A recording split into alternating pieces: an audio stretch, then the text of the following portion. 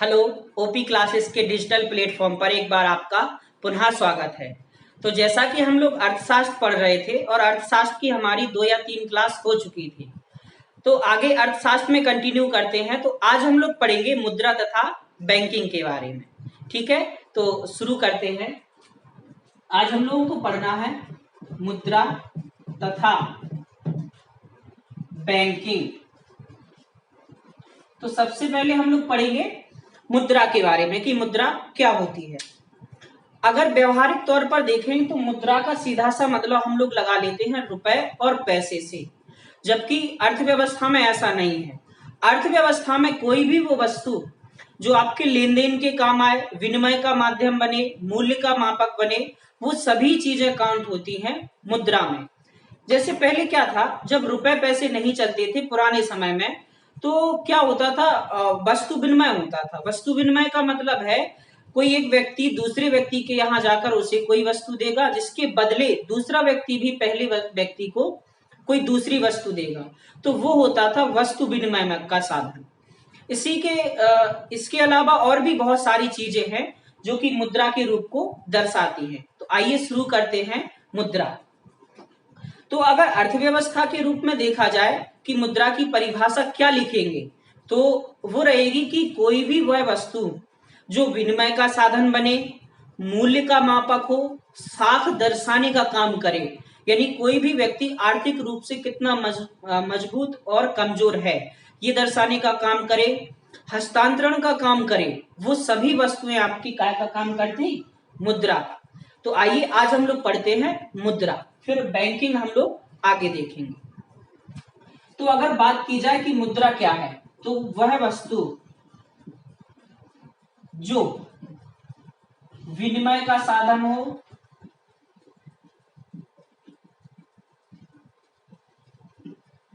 मूल्य का मापक हो, साख दर्शाने का काम करे,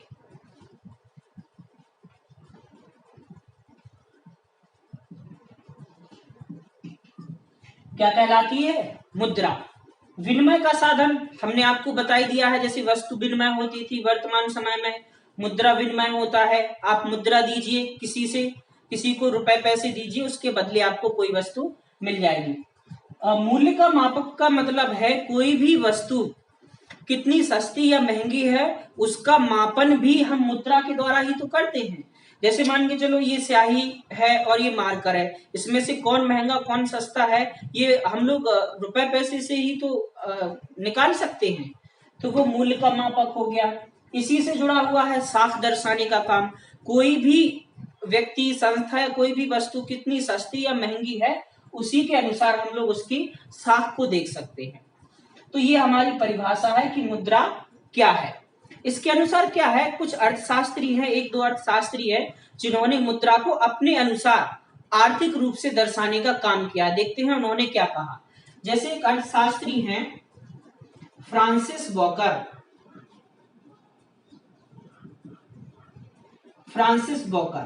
इन्होंने ये कहा है कि मुद्रा वह है जो मुद्रा का कार्य करे। और मुद्रा के कार्य हमने आपको क्या बताया, विनिमय का साधन हो, मूल्य का मापक हो, साख दर्शाने का काम करे। यानी कोई भी वो वस्तु जो मुद्रा के इन कामों को करेगा वो मुद्रा कहलाएगी। तो ये किसने कहा है, फ्रांसिस वॉकर ने। इन्होंने क्या कहा, मुद्रा वह है जो मुद्रा का कार्य करे। ठीक है, एक और हम देख ले रहे सर जॉन मार्शल।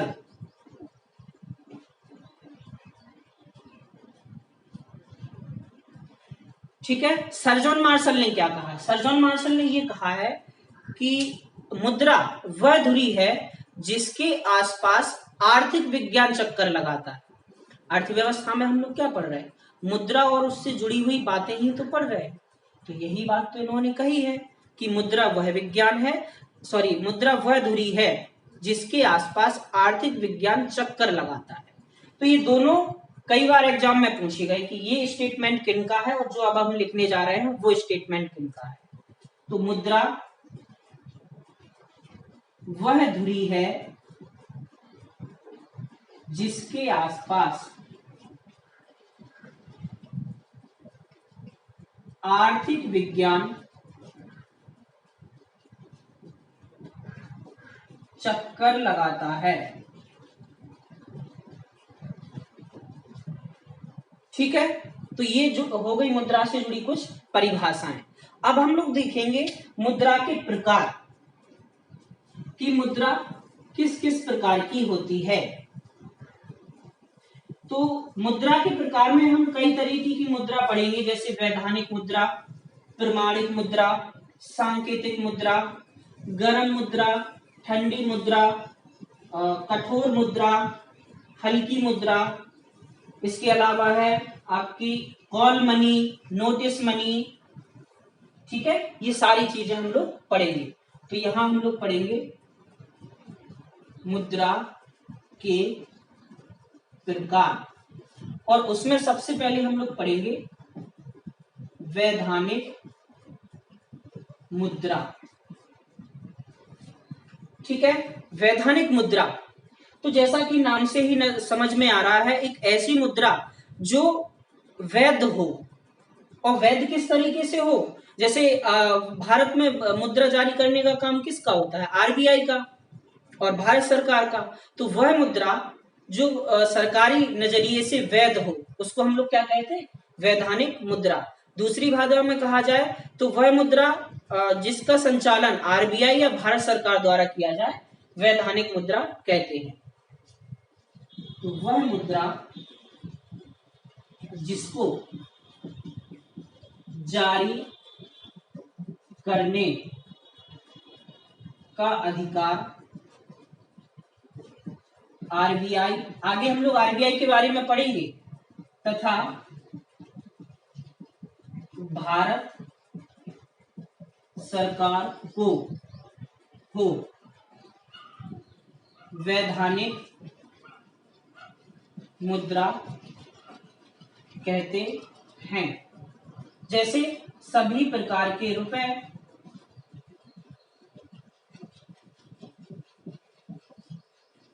ठीक है। दूसरा, ये बहुत इंपॉर्टेंट है, ये है सांकेतिक मुद्रा।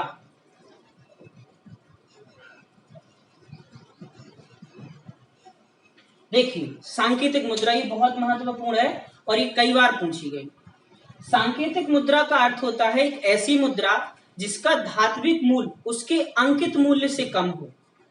ध्यान से सुनना, धात्विक मूल्य अंकित मूल्य से कम हो, यानी कोई भी मुद्रा जो जिस मेटल से बनी है, उस मुद्रा का में इस्तेमाल जो धातु है उसका मूल्य अंकित मूल्य से कम होना चाहिए। तो वो आपकी क्या कहलाती है, सांकेतिक मुद्रा। ऐसा क्यों है, आइए समझते हैं। जैसे मान के चलो आपके पास कोई सिक्का है, 5 रुपए का सिक्का है।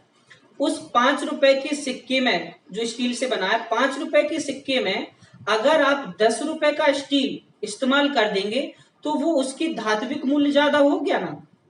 इस वजह से होगा क्या, सभी लोग उस 5 रुपए के सिक्के को धात्विक मूल्य पर बेचकर 10 रुपए कमा सकते हैं।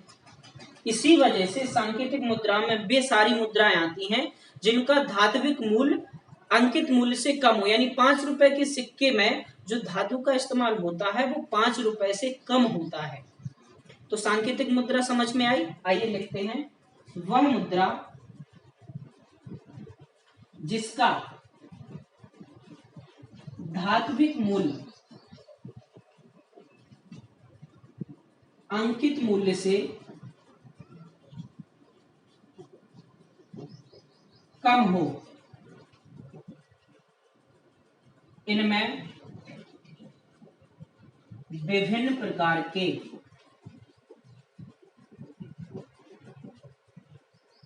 सिक्के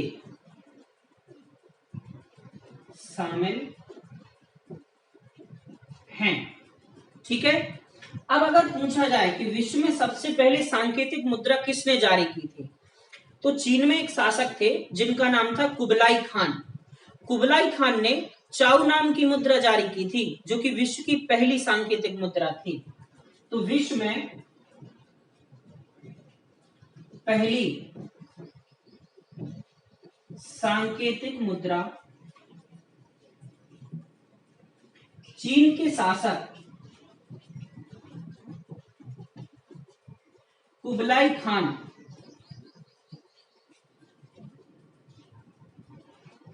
ने जारी की, और उस मुद्रा का नाम क्या था? उसका नाम था चाउ। बात समझ में आई? अगर बात करें भारत की कि भारत में सबसे पहले सांकेतिक मुद्रा किसने जारी की थी, तो दिल्ली सल्तनत में एक शासक हुए जिनका नाम है मोहम्मद बिन तुगलक, जिन्हें विरोधाभासों का मिश्रण कहा जाता है। जब हम लोग मध्यकालीन भारत पढ़ेंगे तो उसमें बताएंगे हम आपको कि एमबीटी को क्यों विरोधाभासों का मिश्रण कहा जाता है। तो भारत में सबसे पहले सांकेतिक मुद्रा जारी की थी एमबीटी ने। तो भारत में सांकेतिक मुद्रा किसने चलाई थी? मोहम्मद बिन तुगलक।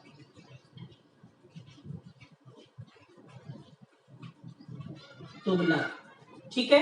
अब देखिए क्या हुआ, इन्होंने जो मुद्राएं चलाई थी उनके बारे में ऐसा कहा जाता है कि एक इतिहासकार हैं जिनका नाम है बर्नी, वो कहते हैं इन्होंने तांबे की मुद्रा चलाई थी, और एक इतिहासकार है फरिश्ता जो कहते हैं कि इन्होंने पीतल की मुद्रा चलाई थी। दोनों अलग अलग बातें कहते हैं। तो बर्नी के अनुसार इन्होंने चलाई थी तांबे की मुद्रा, ठीक, और फरिश्ता के अनुसार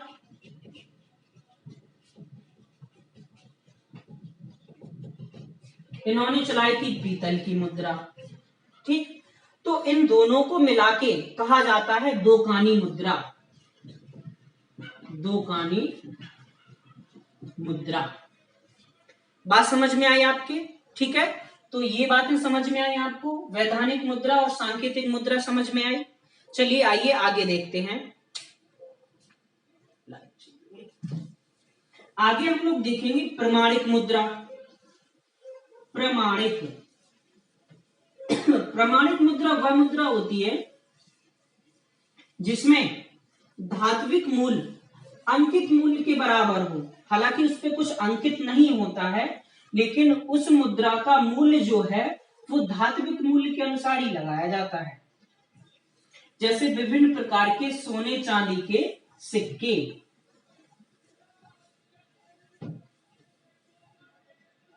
ठीक है। तो अब हम लोगों को पढ़नी है प्रमाणिक मुद्रा। जैसे सोने चांदी के सिक्के होते ना, तो सोने चांदी के सिक्के में हम लोग क्या करते, जितना उस मेटल का वेट होता है और जितना उसका रेट चल रहा होता है मार्केट में, उसी के अनुसार तो हम लोग धन चुकाते हैं। तो वह मुद्रा जिसमें या जिसकी धात्विक मूल्य के अनुसार अंकित मूल्य दर्शाया जाए, तो उसको हम लोग क्या कहते हैं? प्रमाणिक मुद्रा। आइए आगे देखते हैं हम लोग गर्म मुद्रा, हॉट मनी, ठीक है। गर्म मुद्रा का मतलब होता है एक ऐसी मुद्रा जिसमें शीघ्र पलायन करने की प्रवृत्ति हो। शीघ्र पलायन का मतलब है जल्दी जल्दी सर्कुलेट हो वो। तो जो बड़ी बड़ी करेंसी है, बड़े बड़े देशों की करेंसी है, वो हॉट मनी में आती है। जैसे हम कहें डॉलर हो गया, यूरो हो गया, ये सारी चीजें सारी मुद्राएं क्या कहलाती हैं? गर्म मुद्राएं। तो वह मुद्रा जिसमें शीघ्र पलायन करने की प्रवृत्ति हो, जैसे डॉलर, यूरो आदि, ठीक है। अब देखेंगे हम लोग ठंडी मुद्रा यानी कोल्ड मनी।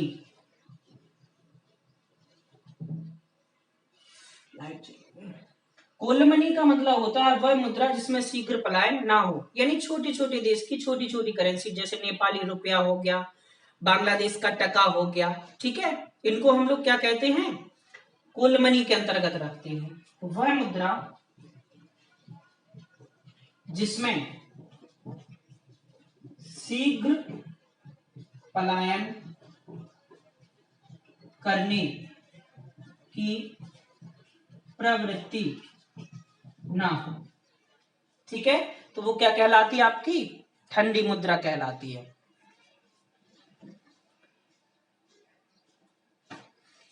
ठीक, इसके बाद हम लोग पढ़ेंगे हार्ड करेंसी। हार्ड करेंसी, ठीक है। तो हार्ड करेंसी का मतलब होता है एक ऐसी मुद्रा जिसकी मांग ज्यादा हो और पूर्ति कम हो, यही वाले। ठीक है, तो वह मुद्रा जिसकी मांग ज्यादा हो और पूर्ति कम हो। मांग ज्यादा और पूर्ति कम किसकी? मांग ज्यादा किसकी है? डॉलर की है। सभी लोग कहते हैं कि डॉलर डॉलर डॉलर। ठीक है, दूसरी तरफ हम कह सकते हैं सॉफ्ट करेंसी, जिसकी मांग कम हो और पूर्ति ज्यादा हो। जिसकी मांग कम हो और पूर्ति ज्यादा हो। जैसे हम लोग कह सकते हैं टका, नेपाली रुपया। अगर डॉलर के सापेक्ष देखा जाए तो हम लोगों की जो करेंसी है वो भी आपकी सॉफ्ट करेंसी में ही आएगी। ठीक है, आइए आगे और देखते हैं। जैसे हम कह सकते हैं प्लास्टिक मनी क्या है? क्या प्लास्टिक मनी?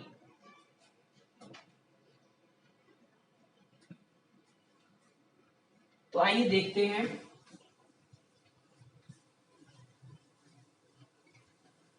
विभिन्न प्रकार के जो हम लोग ATM card, debit card, credit card use करते हैं, उनको हम लोग कहते हैं प्लास्टिक मनी।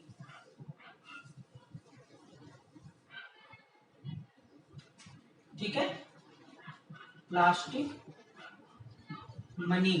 तो इसके अंतर्गत क्या होता है? जैसा कि हमने आपको बताया, विभिन्न प्रकार के एटीएम, डेबिट तथा क्रेडिट कार्ड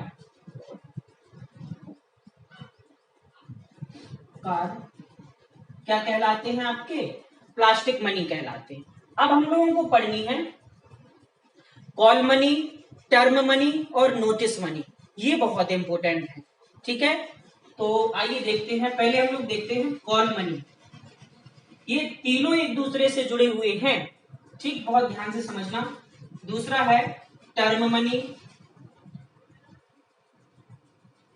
और तीसरा है नोटिस मनी। देखिए क्या होता है, बहुत ध्यान से समझना। कई बार पूछा गया है कि विश्व का सबसे बड़ा कॉल मनी मार्केट कहाँ है, उसका फुल फॉर्म भी पूछा गया है। तो विश्व का सबसे बड़ा कॉल मनी मार्केट कहाँ है पता? लंदन में। तो पहले हम ये देखते हैं कि ये क्या होते हैं। कॉल मनी क्या होता है, टर्म मनी क्या होता है, नोटिस मनी क्या होता है। देखिए होता क्या है, जब किसी बैंक को रुपए की कमी होती है, ठीक, और वो चाहता है कि हम आरबीआई के पास ना जाकर अपने ही किसी सहायक बैंक से पैसे ले लें।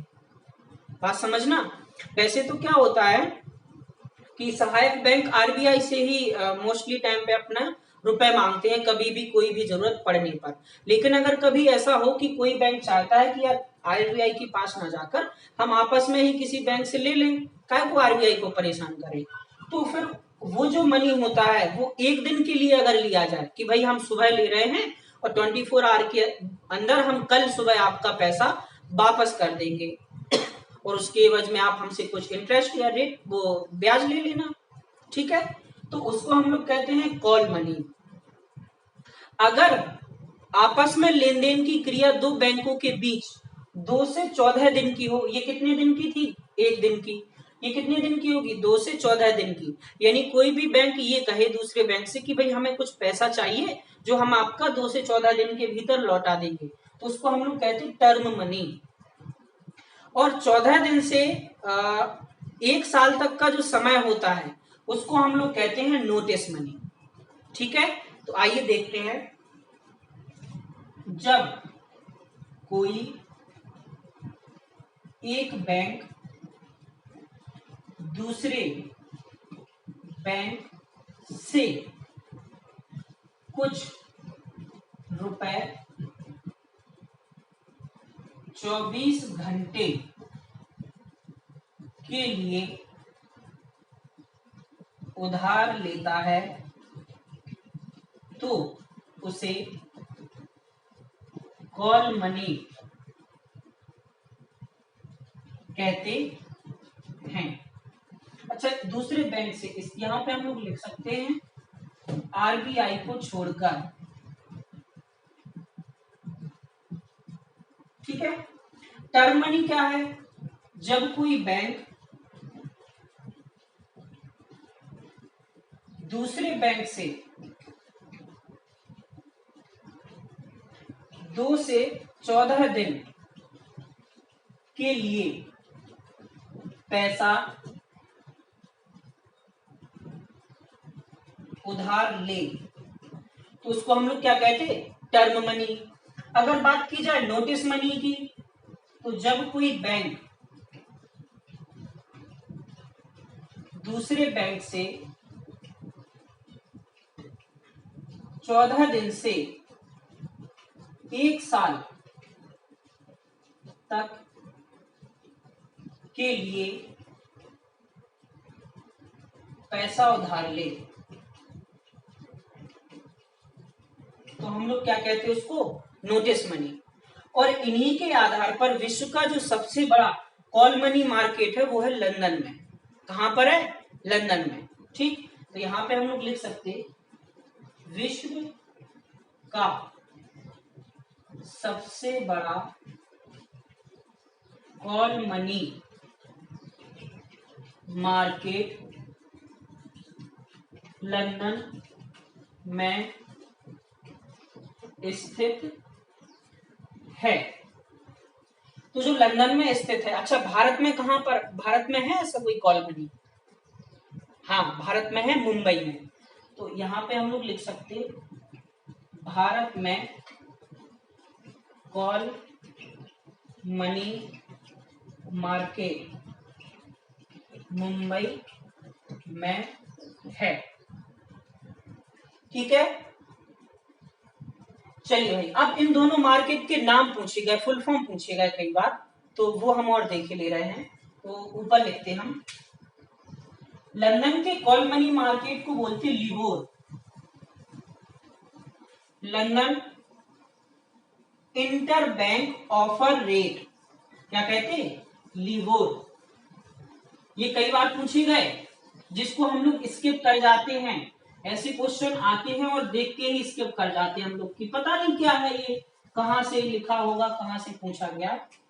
तो लंदन का कॉल मनी मार्केट क्या कहलाता है? LIBOR, जिसको हम लोग बोलते हैं London inter bank offer rate. ठीक, अगर भारत की बात करें, भारत का कॉल मनी मार्केट तो वो कहां पर है? मुंबई में। इसको बोलते हैं MIBOR, Mumbai inter bank offer rate. ठीक है, तो ये कई बार, अच्छा अभी हाल ही में एक एग्जाम में पूछा गया था, अर्थव्यवस्था के लिबोर शब्द में बी का मतलब क्या है? लिबोर। तो पहले तो हमें यही आना चाहिए था कि लिबोर है क्या। ठीक है, तो बी का मतलब क्या हो गया? बैंक। उसमें दिया रहता है, बेस दिया रहता है, और भी कई तरीके की चीजें ली होती हैं। तो आप लोगों को कॉल मनी मार्केट समझ में आया? ठीक है, तो हम लोगों ने यहाँ पर मुद्रा उसके प्रकार के बारे में पढ़ा। अब हम लोग थोड़ा जान लेते हैं भारतीय मुद्रा के बारे में। तो सबसे पहले हम लोग जानते हैं सिक्कों के बारे में। सिक्कों का अध्ययन क्या कहलाता भाई, बताइए। सिक्कों का अध्ययन,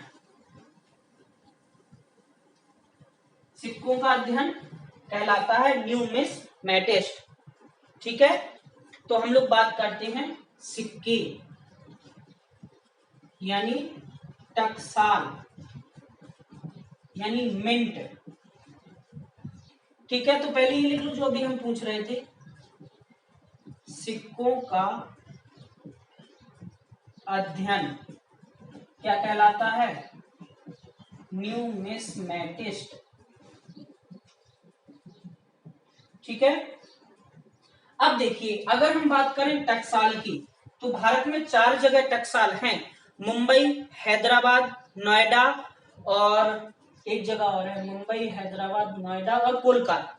ठीक, अब क्या है, आज हम आपको वो बता देंगे जिससे आप सिक्के देख के पहचान जाओगे कि यह सिक्का कहाँ की टकसाल में ढला है। तो भारत में 4 टकसाल हैं, देख लो कौन, मुंबई,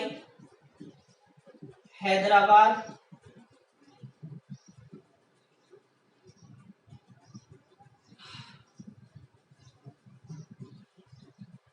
मुंबई, हैदराबाद, नोएडा तथा कोलकाता। ये बनी थी आपकी 1830 में, ये बनी थी 1903 में, ये बनी थी 1989 में और ये 1950, सॉरी ये सबसे बाद में बनी थी। ठीक है, चलिए तो आज आप ये सीख जाओगे कि अगर कोई सिक्का है तो आप उस सिक्के को देख के ये पहचान जाओगे कि वो कहाँ की टकसाल में ढला है, मुंबई की टकसाल में, हैदराबाद की टकसाल में, नोएडा की टकसाल में या कोलकाता की टकसाल में। अभी तक शायद नहीं जानते होंगे और जो लोग जानते होंगे उनके लिए अच्छा है, जो लोग नहीं जानते उनको हम आप बताते हैं कि कैसे पहचानोगे। जैसे मान के चलो ये कोई सिक्का है, ठीक है, इस सिक्के पर आपने देखा होगा सन लिखा, जैसे यहाँ पे लिखा हो 2020। ठीक, आप देखना जितने भी अभी देखना आप लोग, जो लोग देख के जिन लोगों को समझ में आ जाए और जो लोग पहचानना सीख जाए वो कमेंट जरूर कर दें कि हाँ हम सीख गए हैं। आप देखना कि 2020 या कोई भी जो सन लिखा है उसके नीचे कोई ना कोई यहाँ पे चिन्ह बना होगा। ठीक है, अब चिन्ह कैसा कैसा बना होगा आइए हम आपको बताते हैं। अगर कोई सिक्का मुंबई की टकसाल में ढला है तो उस पर ऐसा चिन्ह बना होगा, हल्का डायमंड टाइप का। अगर कोई सिक्का हैदराबाद में डला है तो उस पर स्टार बना होगा। क्या बना होगा, स्टार। नोएडा की टकसाल में ढलने वाले सिक्कों पे गोल बिंदु रहता है, बिल्कुल डार्क ऐसा। ठीक है, और अगर कोई सिक्का कोलकाता में ढला है तो उस पर कोई चिन्ह नहीं होता, कोई चिन्ह नहीं, या फिर इन तीनों के अलावा कोई चिन्ह हो सकता है। तो या तो उस पर कोई चिन्ह नहीं होगा और अगर होगा तो इन तीनों के अलावा होगा। तो इसमें ऐसा लगता है कि कोई चिन्ह नहीं या कोई दूसरा चिन्ह। बात समझ में आई आपकी? तो अब आप सिक्के पहचानना सीख गए। शायद हम नहीं समझते, इसके पहले आपको आता होगा। आप लोग सभी एक बार देखना सिक्कों पर कौन कौन से चिन्ह बने और बताना हमें कमेंट करके कि हाँ हम सिक्का पहचानना सीख गए कि कहाँ की टकसाल में आपका ढला है। तो ये बात हो गई आपकी सिक्कों की, सॉरी टकसाल की और सिक्कों की। अब हम बात करते हैं जहां पे नोट छापे जाते हैं। ठीक है, तो आइए देखते हैं। यानी हम लोग बात करते हैं अब प्रेस नोट की। किसकी? Press note. प्रेस नोट कहां कहां पर है? मैसूर में है, शाहवानी में है, देवास में है, नासिक में है। ठीक, तो अब हम लोग बात करते हैं प्रेस नोट, और ये कहां कहां पर है? मैसूर, शाहवानी, नासिक और देवास। चलिए भाई, मैसूर कहां पर है? कर्नाटक। शाहवानी कहां पर है? पश्चिम बंगाल। नासिक कहां पर है? महाराष्ट्र। और देवास कहां पर है? मध्य प्रदेश।